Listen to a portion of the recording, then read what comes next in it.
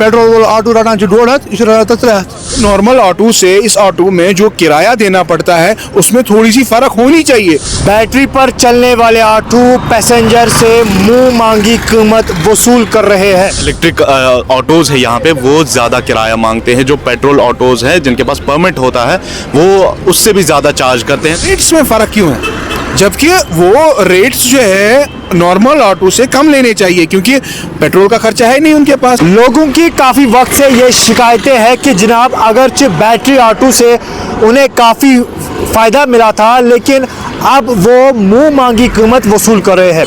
आपको सबसे पहले ज़रा ये बता दूं, शहर के अंदर 2 किस्म के ऑटो चल रहे हैं, एक पेट्रोल पर है और दूसरा बैटरी पर है, जिसे हम ई रिक्शा भी कहते हैं। लेकिन उन बैटरी ऑटो में से 2 ऐसे ऑटो हैं जिनमें से एक ऐसा ऑटो है जो 20 या 10 रुपये लेकर आपका सफ़र 3 किलोमीटर या 4 किलोमीटर पर चल सकता है।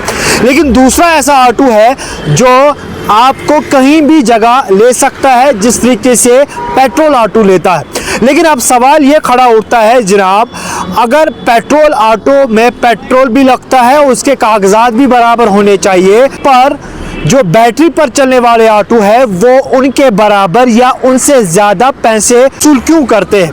ये एक बड़ा सवाल है और इस पर हमने बाज़ाब्ता तौर पर आरटीओ कश्मीर के ज़ेर गौर में इस बात को लाया है कि आखिर ऐसा क्यों हो रहा है। बैटरी पर चलने वाले ऑटो जो है वो लोगों से मुंह मांगे किराया वसूल कर रहे हैं और इस पर तवज्जो देने की काफ़ी अहम ज़रूरत है। और ये भी आपको बता दूं कि बैटरी ऑटो को पेट्रोल ऑटो के बराबर किराया नहीं लेना है, ये बाज़ाब्ता तौर पर तय किया गया है।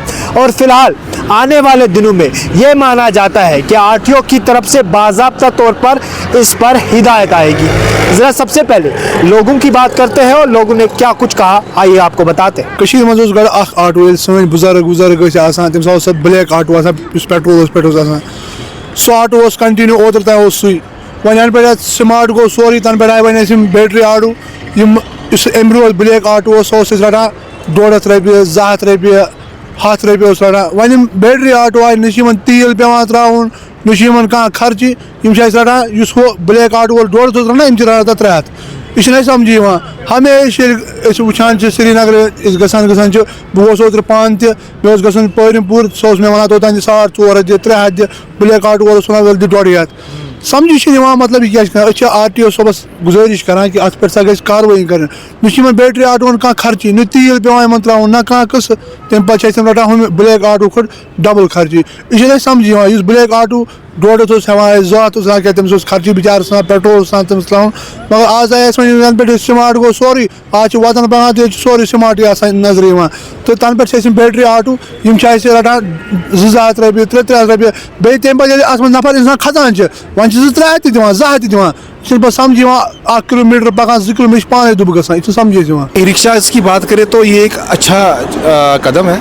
अब लोगों ने चाहे लोन लेके किया हो, घर में कुछ चीज़ें थे बेच के किया था, रोज़गार बढ़ाने के लिए किया गया था। सवाल यह है कि जो नॉर्मल ऑटोज़ यहाँ पर पहले थे जो पेट्रोल पे चलते थे वो काफ़ी समय से यहाँ पर चल रहे हैं। अब नए ज़माने के साथ ई रिक्शाज आ गए, ऑटो सेम है, सवारियाँ वो भी लेते हैं, लेकिन सवाल ये है कि फ़र्क क्यों है पेमेंट का, या जो हम रेंट देते हैं उसमें इतना फ़र्क क्यों है। जो नॉर्मल ऑटो पेट्रोल पे चलने वाला, मैं देख रहा था कि जो 101 रुपया का पेट्रोल मैं लाता हूँ उन्हीं को वो 120 तक मिल जाता है, क्योंकि उनको उसमें कुछ ड्यूटी वगैरह वो डालना पड़ता है, तो वो तो ठीक है। लेकिन जो ई रिक्शा जो बैटरी पे चलने वाले ऑटोज़ है, सेम इसी की तरह दिखने वाले ऑटो है, जिनका खर्चा कुछ नहीं है, ना पोल्यूशन है, ना कोई इतने डॉक्यूमेंट्स हैं, ना कोई इतना टैक्स है, रेट्स में फ़र्क क्यों है, जबकि वो रेट्स जो है नॉर्मल ऑटो से कम लेने चाहिए, क्योंकि पेट्रोल का खर्चा है नहीं उनके पास। लेकिन वही जो है वो एज़ कम्पेयर टू वो पुराने जो ऑटोज़ है, जो रिक्शाज है, उसके मुकाबले में वो रेट ज़्यादा लेते हैं। फ़र्क ज़्यादा हम देखते हैं। अगर डलगेट से बटमालू जाना पड़ता हो, चलो नॉर्मल ऑटो जो है वो 100 रुपया लेगा, ये तो 120 लेते हैं। सरकार कहाँ है, अथॉरिटीज़ कहाँ है, वो देख ही नहीं रही। रोज़गार है, रोज़गार आप कमाओ, लेकिन हलाल तरीके से कमाओ। यहाँ की अवाम तो पूरी तरह से परेशान है बेरोज़गारी को लेके। अब अगर आप काम कर रहे हो तो लोगों को ऐसी तकलीफ मत पहुँचाओ। आपने ऑटो लाया, ठीक है, आप पहले ये समझने वाली बात है कि उसमें इतना खर्चा कहाँ से आएगा उनको। ये तो बैटरी पे चलने वाला ऑटो है, तो नॉर्मल ऑटो से इस ऑटो में जो किराया देना पड़ता है उसमें थोड़ी सी फ़र्क होनी चाहिए। और ये तो उल्टा ही हो रहा है, ये नॉर्मल ऑटो से ज़्यादा किराया लेते हैं।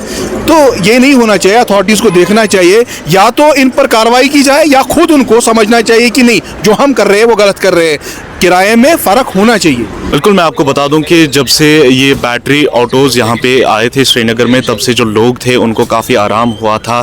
जो मोड ऑफ ट्रांसपोर्टेशन यहाँ पे थी वो बढ़ गई थी, उसमें बढ़ोतरी हो गई थी। जिस तरह से हमने पहले देखा श्रीनगर स्मार्ट सिटी बसेस यहाँ पे आई थी, और उसके बाद हमने देखा जो इलेक्ट्रिक जो बाइक्स जो यहाँ पे ऑटोज़ आए हैं उनसे काफ़ी ज़्यादा मदद मिली लोगों को। लेकिन जिस तरह से काफ़ी शिकायतें आ रही है अब लोगों की कि लोग जब ऑटोज़ में चढ़ते हैं तो जो इलेक्ट्रिक ऑटोज़ है यहाँ पे वो ज़्यादा किराया मांगते हैं। जो पेट्रोल ऑटोज़ हैं जिनके पास परमिट होता है वो उससे भी ज़्यादा चार्ज करते हैं। तो मुझे लगता है कि अथॉरिटीज़ को इस पे देखना चाहिए, नज़रसाज करना चाहिए।